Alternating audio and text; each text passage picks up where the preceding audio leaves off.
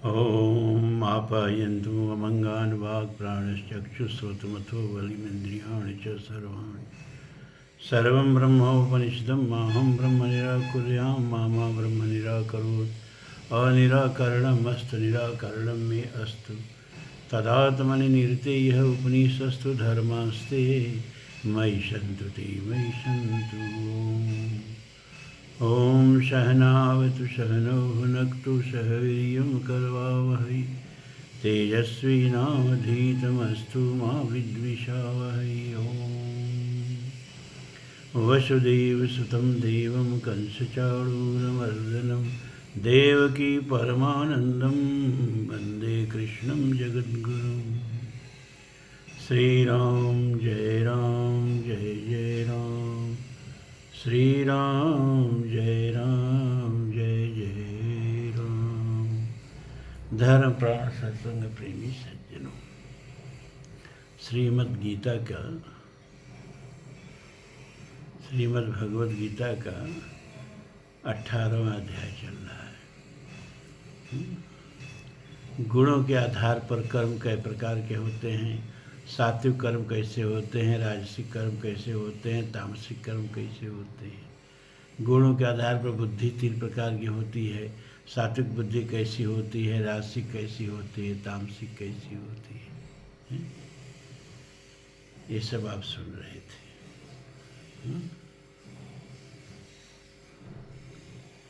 अब बता रहे हैं कि गुणों के आधार पर धृति 3 प्रकार की होती है, सतोगुणी, रजोगुणी, तमोगुणी। और व्यक्ति क्या है, इन्हीं गुणों का ही अव्यक्तिकरण है। अब किसी में सतोगुण प्रधान होता है, किसी में रजोगुण प्रधान होता है, किसी में तमोगुण प्रधान होता है, और ज़्यादातर ये गुण आपस में संक्रिया करके और लगभग सब गुण सब में थोड़ा बहुत विद्यमान रहते हैं।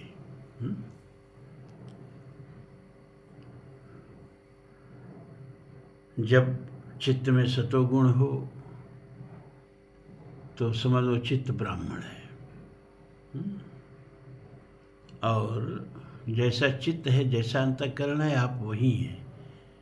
जात पात से और धर्म से वो कुछ नहीं लेना देना है। चित्त आपका कैसा है, सतोगुणी चित्त है तो आप ब्राह्मण हैं। अब ब्राह्मण जात नहीं, ब्राह्मण वृत्ति, मतलब मननशील हैं, विमर्शशील हैं, चिंतनशील हैं। कोई भी व्यक्ति हो,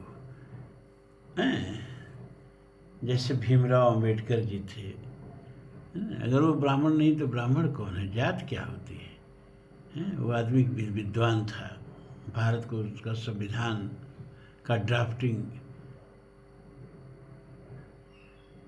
और 7 लोगों के साथ मिलकर किया। ड्राफ्टिंग कमेटी का चेयरमैन रहे। ये राजनीतिज्ञों की तरह हमको कोई वोट थोड़े लेना है SC/ST का कि हम कह देंगे कि भारत का संविधान दे दिया भीमराव अम्बेडकर ने। भारत के संविधान का निर्माता भीमराव अम्बेडकर नहीं, भारत के संविधान का निर्माता संविधान निर्मात्री सभा थी, जिसमें 279 सदस्य थे। 276 सदस्यों का उस पर साइन है। भीम और डॉक्टर राजेंद्र प्रसाद पूरे संविधान निर्मात्री सभा के अध्यक्ष थे। उनके हस्ताक्षर से यह संविधान जो है पारित हुआ। और इसमें 12 समितियां बनाई गई थी संविधान के कार्य करने के लिए।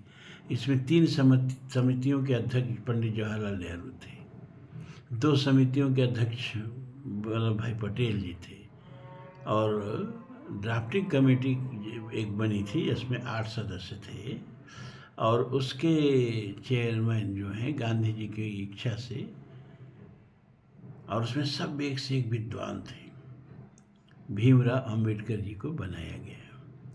अब ये वोट के जो भिखारी हैं, अब भारत का संविधान भीमराव अंबेडकर दे दिए, भारत संविधान भीमराव अंबेडकर दे दिए। अरे भाई, 2 वर्ष 11 महीना 18 दिन, उस समय 2 करोड़ रुपया की लागत। उस समय 2 करोड़ का मतलब आप समझ लीजिए, 2 शून्य बढ़ा दीजिए, भारत का संविधान बना। 2 बरस 11 महीना 18 दिन, और सबके सम्मिलित समवेत प्रयास से बना। और क्या बना? राजनीति के क्षेत्र में जो भारत का योगदान था इंडियन पॉलिटी, उसकी तरफ तो देखा ही नहीं गया, आंख उठा के नहीं देखा गया कौटिल्य के अर्थशास्त्र के तरफ, चाहे मनु के स्मृति शास्त्र के तरफ, चाहे महाभारत में इतना सब राजनीति का नियम वगैरह दिया है, नहीं, सब विदेशों के तरफ का नकल किया गया। और एक भी राजनीतिक जो सिस्टम है भारत ने दिया नहीं, बस संपादित किया। आयरलैंड से नीति निर्देशक तत्व लिया, अमेरिका से फंडामेंटल राइट लिया, अमेरिका से ही सेपरेशन ऑफ पावर लिया, इंग्लैंड से पार्लियामेंट्री सिस्टम लिया, फ्रांस से जो है राष्ट्रपति चुनाव प्रणाली ली, ऑस्ट्रेलिया से भारत संविधान का प्रस्तावना लिया। यानी कहीं से कोई भी संविधान का विद्वान ये नहीं बता सकता कि भारत ने राजनीति के क्षेत्र में अपना ये सिद्धांत दिया। क्या किया? कहीं का ईंट कहीं का रोड़ा, भानुमति का कुनबा जोड़ा। भारतीय संविधान रचित नहीं है, भारतीय संविधान संपादित है। विश्व भर के संविधानों का अध्ययन करके, और एक राजनीति शास्त्र का अगर बीए का ही विद्यार्थी होता है ना, तो उससे सारे संविधान पढ़ाए जाते हैं, जिन संविधानों को पढ़ के इन लोगों ने संविधान बनाया। अमेरिका का संविधान पढ़ाया जाता है, कनाडा का संविधान पढ़ाया जाता है, रसिया का संविधान पढ़ाया जाता है, सब संविधान पढ़ाए जाते हैं। भारत का तो पढ़ाया ही जाता है। तो भारत का संविधान है क्या? खैर छोड़िए, हम कहाँ राजनीति में फंस गए, किस विषय में भटक गए हमको पता ही नहीं। चलिए देखिए,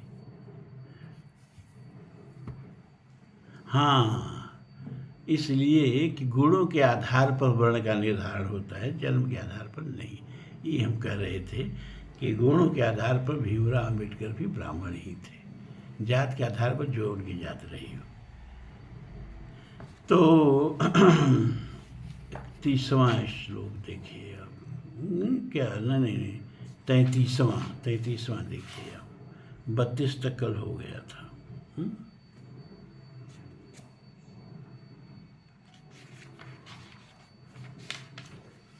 हाँ, 32 तक हो गया था। अब बुद्धि के लक्षण बता दिए कि 3 प्रकार की बुद्धि होती है, कल हमने बताया है आपको। अब धृति भी 3 प्रकार की होती है। धृति पहले जान लीजिए किसको कहते हैं। देखिए, मनु ने जो धर्म के 10 लक्षण बताए, उसमें पहला नाम लिया धृति का। अब धृति क्या है? धारण करने की शक्ति। धर्म की परिभाषा भी दी गई, धारणात् धर्म इत्याहो। धारण करने की शक्ति का नाम धर्म है, और धारण करने की शक्ति को धृति कहते हैं। धृति क्षमा दम स्थेयम शौचम इंद्रिय निग्रहम धीर विद्या सत्यम अक्रोधो दशकम धर्म लक्षणम। पहला लक्षण धृति। अगर धृति नहीं है ना, तो सब कोई गुण आप धारण कर ही नहीं पाएंगे। हैं? जैसे एक पात्र होता है ना, पात्र, और पात्र की धारिता होती है। अंग्रेजी में जल्दी समझ में आएगा, धारिता नहीं समझ में आ रही है ना।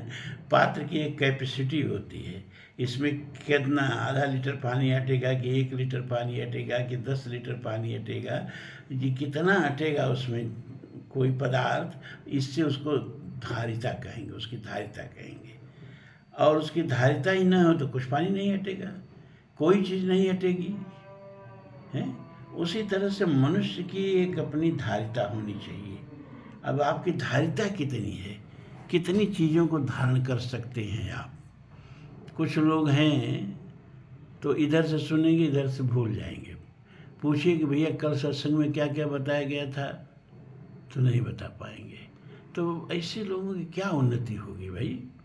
और कुछ लोग हैं सुनेंगे तो उसको याद कर लेंगे। धारिता, विद्यार्थी देखो, एक ही कक्षा होता है, एक ही सिलेबस होता है और एक ही टीचर प्रोफेसर होता है, लेकिन उसमें कोई विद्यार्थी जो है 85-86% पाता है, कितने तो 98% तक पाते हैं, कितने 100% पाते हैं, कितने फेल हो जाते हैं। क्यों? क्योंकि जिसकी जैसी धारिता है उसके हिसाब से वो ग्रहण करता है और उसके हिसाब से परिणाम देता है। तो धारिता बहुत जरूरी है। धर्म के लिए ही नहीं, हर क्षेत्र में उन्नति के लिए सबसे पहली जो पात्रता आपके अंदर होनी चाहिए कि आपके अंदर धारिता होनी चाहिए, धृति होनी चाहिए, कितना धारण की शक्ति आपके अंदर है। तो धृति को बताते हैं कि ये भी 3 प्रकार की होती है। सात्विकी धृति के लक्षण बताते हैं। धृत्या अया धारयते मनः प्राणेन्द्रिय क्रिया योगे ना व्यभिचारिण्या धृति सा पार्थ सात्विकी।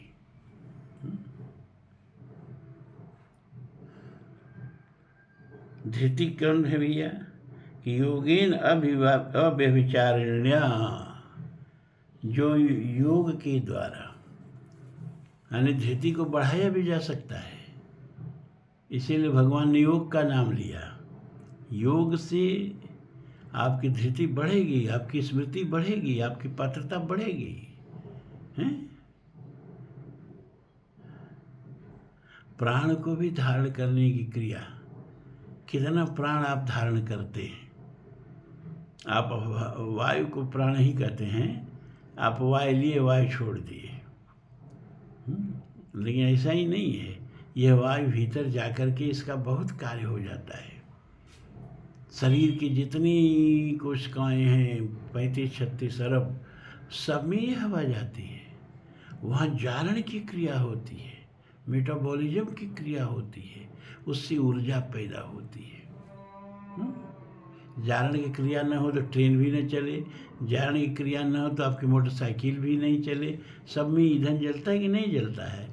उसी तरह ये शरीर भी भगवान का ही बनाया हुआ इंजन है, और इसमें भी जो भोजन करते हैं वही ईंधन है, और वायु जो लेते हैं उसी से उस ईंधन के जारण की क्रिया होती है।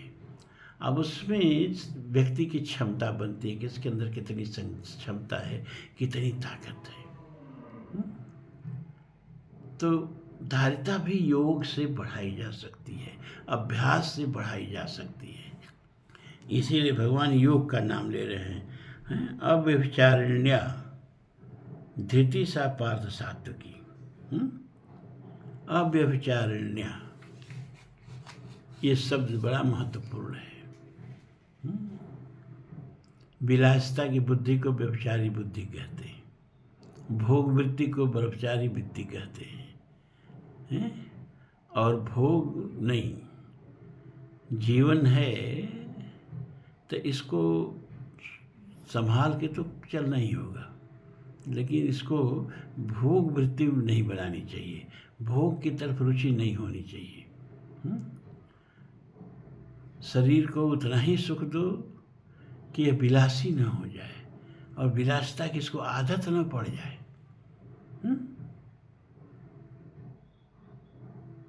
तो इस तरह से जो आदमी युक्त है, युक्त का मतलब समय से उठना, समय से स्नान करना, समय से दैनिक क्रिया करना, समय से रोज के नैतिक क्रिया निमित्तिक क्रिया करना, नित्य क्रिया करना, सबका एक टाइम बना हुआ है, उसमें आलस्य नहीं, इसमें प्रमाद नहीं।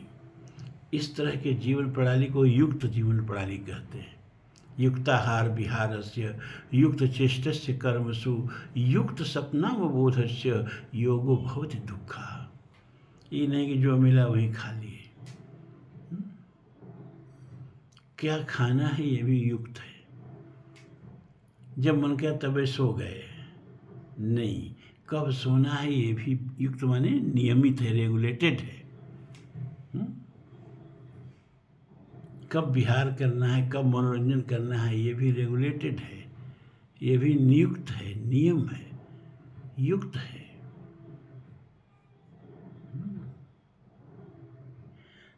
तो इस तरह के जीवन को तपस्वी जीवन कह सकते हैं, और इसके विपरीत जीवन को व्यभिचारिणी जीवन कह सकते हैं?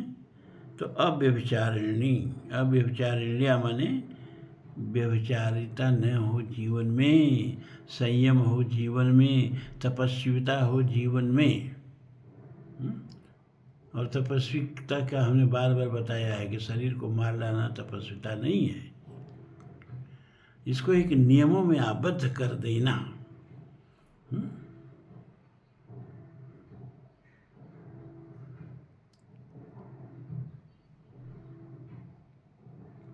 तो हे पार्थ, अव्यभिचारिणी धारणा शक्ति से ध्यान योग के द्वारा, चाहे योग के द्वारा, यहाँ ध्यान योग से कोई मतलब नहीं खास है। योग में सब आ जाता है, संयम आ जाता है ना, सत्प्रयास आ जाता है, योगाभ्यास आ जाता है के द्वारा। हमने बार बार बताया कि प्राणायाम का मतलब क्या होता है, क्योंकि शरीर में एक श्वसन ही एक ऐसी क्रिया है जो ऐच्छिक और अनैच्छिक दोनों है। बकिया हमारे शरीर की 75 तो क्या 85% जो क्रिया है वो हमारे बस की नहीं है, स्पॉन्टेनियस है, अनैच्छिक है। बहुत थोड़ा सा जो है हमारी इच्छा के अधीन क्रिया होती है। हृदय धड़क रहा है आपकी इच्छा के अधीन का, और रुक जाएगा तो आप क्या से पूछ के रुकेगा क्या? शरीर में रक्त पर संचरण हो रहा है तो आपसे पूछ के हो रहा है, और रुकेगा तो आपसे पूछ के रुक जाएगा क्या है? ये सब सारी क्रियाएं जो है नैच्छिक है। लेकिन हम श्वसन ले रहे हैं ना, ये ऐच्छिक और अनैच्छिक दोनों है। क्यों? क्योंकि 1 आध मिनट तक हर आदमी सांस रोक लेता है, तो हो गई ऐच्छिक। नहीं सांस लेंगे 1 मिनट, उससे ज़्यादा नहीं रोक पाएंगे। कुछ लोग अभ्यास करेंगे 2 मिनट रोक लेंगे। तो 1-2 मिनट के लिए हम श्वसन को रोक करके इसको ऐच्छिक बना सकते हैं, बकिया अनैच्छिक है सब कुछ। इस शरीर की सब अनैच्छिक क्रियाओं को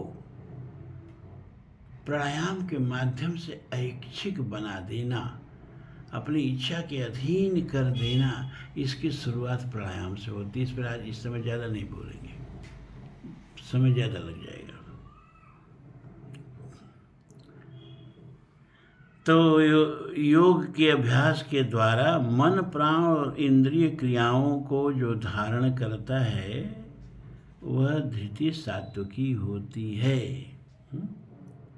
अव्यभिचारिणी मतलब कि शरीर के संयमन के द्वारा, शरीर को नियमित युक्त बना लेने के द्वारा, युक्त में सारी चीज़ें आ जाती हैं। शरीर को युक्त बना लेने में ये सारी चीज़ें आ जाती हैं। समय से उठना, समय से बैठना, समय से बोलना, समय से पढ़ना, समय से हर काम करना, जिसका सब कुछ निर्धारित हो, जीवन में व्यभिचारिता के लिए कोई अवसर न हो, और योग के द्वारा जो मन, प्राण और इंद्रियों को संयम में रखता हो। जैसे घोड़े पर कोई आदमी बैठा है और उसका लगाम जो है घोड़े का उस व्यक्ति के हाथ में है, तो आप कहेंगे कि घोड़े की धारिता जो है व्यक्ति के बस में है ना। अब उसको घोड़े को बस में करने की उसकी क्षमता लगाम संभालने में है, इसको धृति कहेंगे। उसी तरह से ये इंद्रियां जो हैं घोड़े, इंद्रियान हयानाहुर, कठोपनिषद कहता है ना, विषयांतेश गोचरान। तो इंद्रियान हयानाहुर, इंद्रियों का देखना, इंद्रियों के न घोड़े भगें, रात दिन इन पर संयम के कोड़े लगें। तो जिसकी इंद्रियां बस में हो, जिसका मन बस में हो, और जिसकी बुद्धि बस में हो, उसको कहेंगे कि यह व्यक्ति जो है सात्विक धारणा वाला व्यक्ति है। धृति में सब कुछ आ गया, सारा संयमन शरीर का धृति में आ गया। अया तो धर्म कामार्थान धृत्या धारयते अर्जुन, प्रसंगेन फलाकांक्षे धृति सा पार्थ राजसी। लेकिन हे अर्जुन,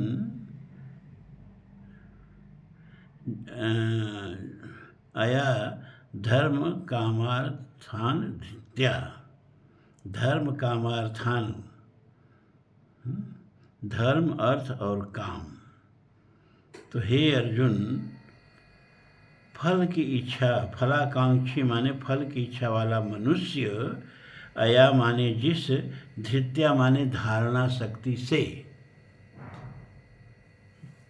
धारणा शक्ति बहुत महत्वपूर्ण है भैया, इसको समझ में नहीं आ रहा हम कैसे समझा दें आप लोगों को। जिस धारणा शक्ति से, अत्यंत आसक्ति से, प्रसंगेन माने किसी खास कारण से, धर्म अर्थ और काम को धारण करता है, वह धारणा शक्ति राजसी है। वो सात्विकी और राजसी में अंतर देख लो। सात्विकी में कहा कि मन प्राण और इंद्रियों को जो धारण करता है, मन प्राण और इंद्रियों को जो बस में रखता है, और राजसी शक्ति में मन प्राण इंद्रियों को छोड़ दिया, कहा जो धर्म अर्थ और काम को प्रसंग वशीन, स्वार्थ बस में, स्वार्थ के वशीभूत होके, धार्मिक क्रिया भी लोग स्वार्थ के वशीभूत होके करते हैं।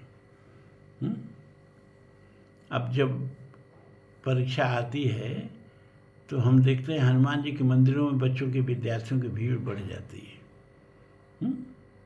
और जब चुनाव आता है तो मंदिरों में नेताओं की भीड़, दरगाहों पर नेताओं की भीड़, धार्मिक स्थलों पर नेताओं की भीड़ बढ़ जाती है। सब बगुला भगत देते हैं भगवान को धोखा, अहिंसा को कब छोड़ेंगे।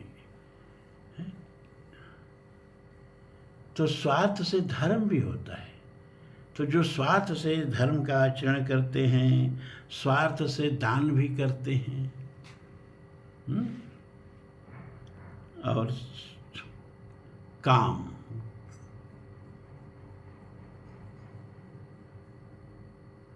काम का मतलब यहाँ इच्छा से, कामना से, भोग से। तो जो स्वार्थ के वशीभूत होके इन चीज़ों को धारण करते हैं, वो राजसी धारणा शक्ति है।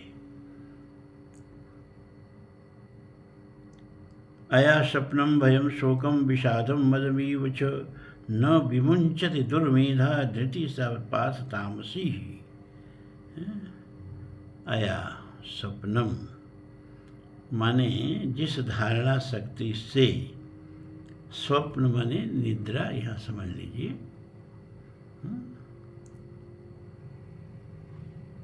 भय, शोक, विषाद, मद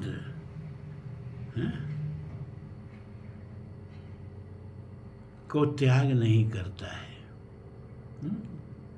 न विमुंचति, विमुंचत माने छोड़ना, इनको छोड़ता नहीं है।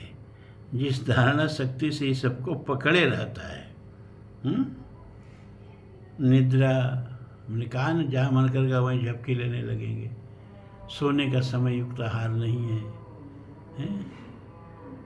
भय, शोक, विषाद और मतवाला, मद, उन्मत्तता। अब विषाद माने दुख को नहीं छोड़ते हैं। जिस धारणा शक्ति से इसको धारण किए रहते हैं, इस धारणा शक्ति को तामसी धारणा शक्ति कहते हैं। मतलब तामसी आदमी जो है ना, आप उससे मिलिएगा तो प्रमादी लगेगा, आलसी लगेगा, दुखी लगेगा। अब आलसी व्यक्ति तो सुखी हो ही नहीं सकता ना। अगर वो कर्म नहीं करेगा तो सुखी कैसे होगा। जो भी उपलब्धि आपको इस जगत में मिलनी है वो कर्म से मिलनी है, और जो कर्म में ही प्रमाद किए रहेगा उसको तो फिर सुख मिलेगा नहीं, दूसरे का सुख देख करके दुखी होगा।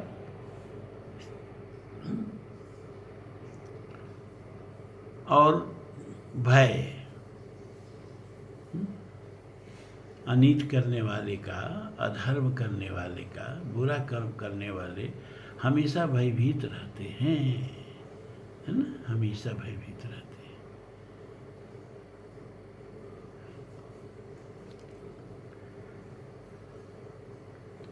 तो ये 3 प्रकार की धृति हो गई, सात्विक, राजसिक, तामसिक। अब आपको मन, प्राण और इंद्रियों को धारण करने के लिए योगाभ्यास करना चाहिए। इंद्रियान पराणाहु इंद्रियभ्यम परम मनसस्तु पर बुद्धि बुद्धि परतस्तु सह।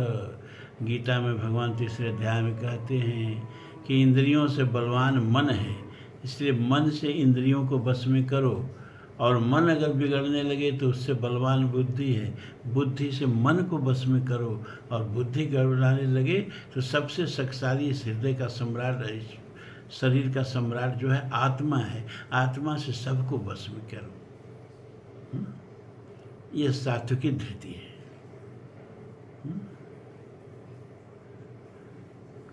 और हम लोगों को सात्विकी धृति वाला ही बनना है, हर चीज में सात्विकी ही बनना है। अब 3 प्रकार का सुख भी होता है, सात्विक सुख, राजसिक सुख, तामसिक सुख। आइए हम लोग देखेंगे हम लोग किस सुख में हैं, कैसा सुख हम लोगों का सुख है। सुखम त्रिदानीम त्रिविधिम शृणु मे भरतर्षभः, अभ्यासात् रमते यत्र दुखांतम च निगच्छति, यतदग्रे विषमीव परिणामे अमृतोपमं, तत्सुखम सात्विकम प्रोक्तम आत्मबुद्धि प्रसादजम। भरतर्षभ माने हे भरत कुल के ऋषभ। ऋषभ माने सांड भी होता है, जैसे गायों के झुंड में सांड जो होता है ना, सबसे श्रेष्ठ, सबसे अलग दिखता है ना, ऐसे ही भरत कुल के में श्रेष्ठ अर्जुन। इदानीम माने अब, तदानीम माने तब, यहाँ इदानीम शब्द आया है। तू माने परंतु, सुखम तो इदानीम त्रिविधम श्रीणु में भरतर्षभ, हे भरत श्रेष्ठ अर्जुन, अब तुम 3 प्रकार के सुखों के बारे में सुनो। अभ्यासात् रमते यत्र दुखांतम च निगच्छति।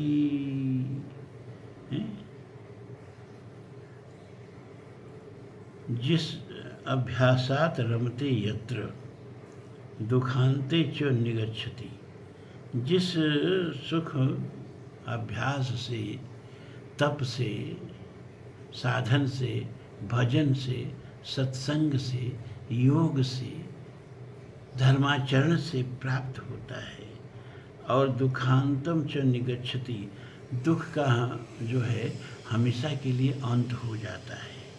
यत अग्रे, जो सुख शुरू में तो कष्टदायक लगता है, परिणामों अमृतम, शुरू में तो विषमय लगेगा, लेकिन परिणाम में अमृत जैसा लगेगा। उस सुख को सात्विक सुख प्रोक्तम आत्मबुद्धि प्रसादजम, प्रोक्तम माने कहा जाता है, आत्मबुद्धि प्रसादजम। यह सुख जो है परमात्मा के प्रसाद से जो माने उत्पन्न, प्रसादजम माने परमात्मा की कृपा से उत्पन्न होता है, मिलता है। तो परमात्मा की कृपा कब होगी भैया? अरे जब परमात्मा के प्रत्यर्थ कुछ करेंगे तब न होगी। भगवान कहते हैं कि मेरी कृपा रूपी वायु हमेशा बहा करती है। लेकिन जिनके पुरुषार्थ के पाल खुले हैं उन्हीं को लगती है, नहीं तो उनके सर के ऊपर से गुजर जाती है। कितना सुंदर रूपक रामचरितमानस सुनना चाहते हैं आप लोग ना? कितना सुंदर रूपक तुलसी ने दिया मानस में।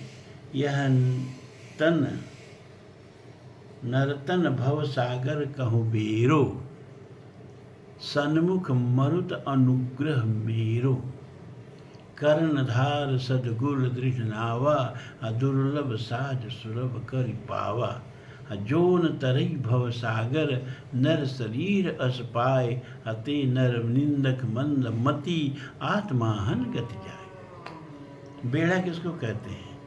अरे जब कई जहाज़ों को एक साथ जोड़ दिया जाता है ताकि तूफान भी आए तो जहाज़ हिले नहीं। एक जहाज़ रहेगा तो तूफान डुबा देगा, और जब जहाज़ों का बेड़ा बन जाएगा तो नहीं डूबता है। तो नर्तन भव सागर कहाँ बेड़ो, इस भवसागर रूपी, इस भव रूपी समुद्र में के पार करने के लिए ये मनुष्य का शरीर जो है वो बेड़ा है। बेड़ा मतलब इसमें कई ऐसे जहाज जुड़े हैं कि एक जहाज सागर को पार करा दे, लेकिन कहीं कोई त्रुटि ना आ जाए, इसलिए बेड़ा जोड़ दिया गया है। भवसागर को पार कराने के लिए कई इसमें जहाज जुड़ गए हैं। कई भवसागर को पार करने के कई जहाज़ों का ये संग्रह है मानव शरीर। इसको पा करके जो भवसागर न पार करे, जन्म मरण के चक्र में पड़ता रहे, ते नर निंदक मंद मति, वह मूढ़ जो है निंदा का पात्र है और आत्महंता है, आत्मा के हत्या का पापी है। अब आप पूछेंगे क्या क्या इसमें भवसागर को वीरो, क्या क्या इसमें भवसागर को पार कराने की सामग्री है। अरे वो आँख जो है ना, ये भवसागर से पार करा दे। लोचन चातक जिन कर राखे, रही दरस जल दर रवि राखे, निध नहीं सरित सिंधु सर भारी, रूप बिंदु जल होई सुखारी, तिनके हृदय सदन सुखदायक, बसहु बंधु सिय सह रघुनायक। आँख केवल प्रभु के दर्शन करे उत्तर जाए भवसागर, दृष्टि सताम दर्शने भगवत तनुनाम भागवत। कान जिनके श्रवण समुद्र समाना, कथा तुम्हार सुभग सरि नाना, बरहि निरंतर रोइन पूरे तिनके तुक। अरे भवसागर पार करने का कोई सवाल ही नहीं है जी, भवसागर सुखा ही जाएगा। पार तो तब करेंगे जब इसमें कुछ माया रह जाएगी, माया का जल सूख जाएगा, भगवान आपका हृदय भगवान का घर हो जाएगा। ब्रह्मा कहते हैं श्रीमद् भागवत में कि प्रभु हमको आपकी बड़ी चिंता है। भगवान कहते हैं सारी दुनिया की चिंता हमको रहती है, हमारी चिंता तुमको क्यों है? कहा नहीं प्रभु बहुत चिंता है। कि क्या चिंता है? क्या यही चिंता है कि बाटी पापियों से तो अपना लोग भरते, गढ़ का गदगिद गढ़ का गण क्या है गिद्ध जा मिलते, सबको सब पापियों को अपने लोक में भेज दिए, पूतना को भेज दिए, ताड़का को भेज दिए, सबको भेज दिए। तो ये जो पुण्यात्मा हैं, जो आपके भक्त हैं, ये कहाँ जाएंगे? ये गोपियाँ कहाँ जाएंगी? हैं ये जो आपके रात दिन भजन करते हैं, ऐसे ऐसे ऋषि मुनि संत महात्मा नारद जैसे लोग, इस लोग कहाँ जाएंगे? इन लोगों को कहाँ भेजेंगे? इन्हीं पापियों के या टक्सर भाजी टक्सर खाजा, आधेरपुर नगरी चौपट राजा। तो प्रभु चिंता का विषय तो है। भगवान ने कहा अरे भाई, इन पापियों को तो हम अपने लोक भेज देते हैं और इन पुण्यात्माओं के हृदय को अपना लोक बना लेते हैं। इनको हमारे धाम जाने की जरूरत नहीं है, इनका हृदय ही मेरा धाम बन जाता है। और मैं वहाँ आके हमारे धाम में जाएंगे तो हमारे आज्ञानुसार चलेंगे। अब जिसके घर में आप जाएंगे उसके आज्ञानुसार चलेंगे, हैं? तो कहीं भक्तों को गुलामी न महसूस हो, इसलिए मैं भक्तों का गुलाम बन जाता हूँ। भैया हम आपके घर में आए हैं और आप जैसे कहो वैसे चलेंगे। और मानस की यही विशेषता है कि भगवान राम अपना कोई काम अपने मन से नहीं करते हैं। कहो नाथ हम कहीं मग जाएँ, भारद्वाज से पूछते हैं कि किधर जाएं, किस रास्ते से जाएं। वाल्मीकि से पूछते हैं कि हम कहाँ रहें। अगस्त से पूछते हैं अब वह मंत्र देह मुनि मोही, अजय पकार मानव सुरद्रोही। सबरी से पूछते हैं कि सीता का सुदभामिनी, तो वो कहती है पंपा सरी जाओ रघुराई, तब सुग्रीव ही हो मिताई। सारा रामायण का दिशा सबरी तय कर देती है और उसके अनुसार भगवान चलते हैं। तनी मनी कोल कसर रहता है। सुग्रीव कहता है झूठे पापी लग रहा है, हमको मारने का सुपारी लेके आए हैं। हनुमान जरा जाके देखो, अगर ये मन के मैले होंगे तो इशारा करना, हम भाग जाएंगे। और हनुमान जी जाके क्या कहते हैं कि नाथ शैल पर कपिपत रही, असो सुग्रीव दास तव वहीं। तेहि सन नाथ मैत्री कीजे, दीन जान निज अभय करीजे। दास जान निज अभय करीजे, ऐसे कुछ है। अब लो भैया, सुग्रीव उनका दास कहाँ से रहा हो, तो उनको डकैत समझ रहा है। अब हनुमान जी ने कहा वो आपका दास है, चलिए उनको अभय करिए। भगवान ने एक बार अंतर्यामी है, वो समझ रहे थे कि सुग्रीव क्या है, लेकिन हनुमान जी ने कह दिया तो भक्त की इच्छा के अधीन अपनी इच्छा कर दिए। अब कितना सुनाए। अरे रावण को मारना है तो किसको, उमा काल मर जाओ की इच्छा।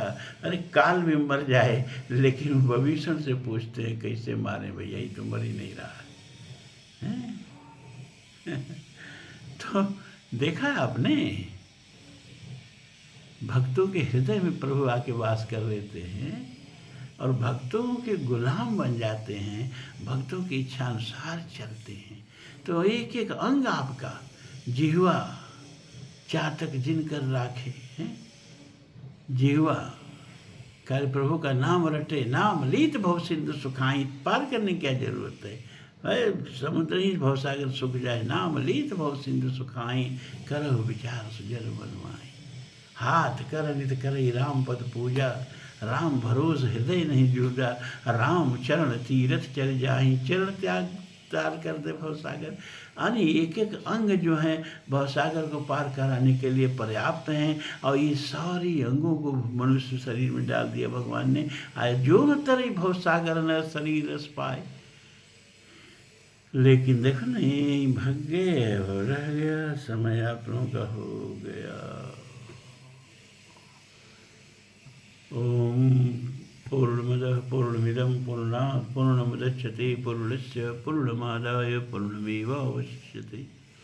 सर्वे भवन्तु सुखिनः, सर्वे सन्तु निरामयाः, सर्वे भद्राणि पश्यन्तु, मा कश्चित् दुःखभाग् भवेत्। असदो मा सद्गमय, तमसो मा ज्योतिर्गमय, मृत्योर्मा अमृतं गमय। ओम शांति शांति शांति। ओम धर्म की जय हो, अधर्म का नाश हो, प्राणियों में सद्भावना हो, विश्व का कल्याण हो। हर हर